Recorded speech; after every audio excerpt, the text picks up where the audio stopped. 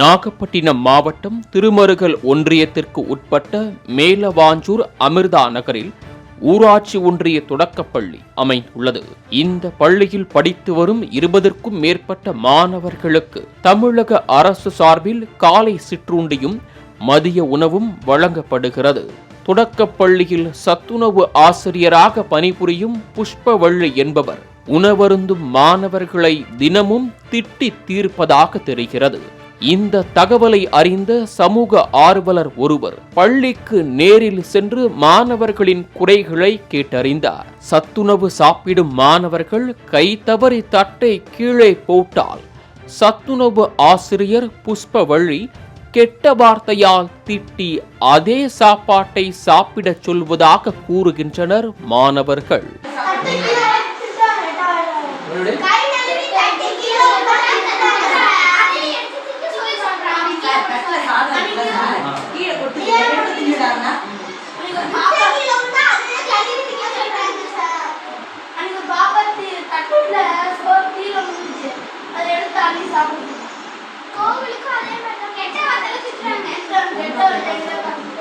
மாணவர்களை திட்டுவது மட்டுமில்லாமல் சாப்பாட்டை தூக்கி வீசுவது, மாணவர்களை தட்டால் அடிக்க வருவது, சாப்பிடும் போது கூட்டுவது என்று சத்துணவு ஆசிரியர் புஷ்பவள்ளி செய்யும் அட்டூழியத்திற்கு அளவே இல்லை என்று புலம்புகின்றனர் மாணவர்கள்.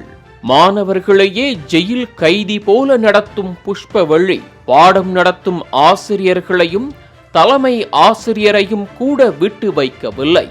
தலைமை ஆசிரியரால் இந்த தொடக்கப்பள்ளியே உருப்படாமல் போய்விடும் என்று கூறியுள்ளார் புஷ்பவள்ளி.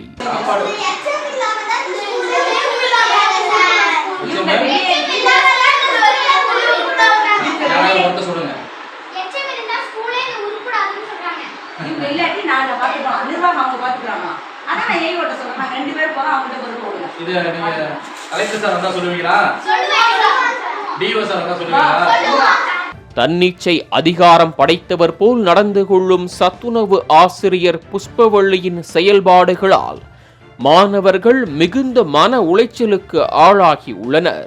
இதனை அறிந்த பெற்றோர்கள் தங்களது குழந்தைகளுக்கு சத்துணவு சாப்பாடே வேண்டாம் என முடிவெடுத்து வீட்டு உணவை கொடுத்து அனுப்புகின்றனர்.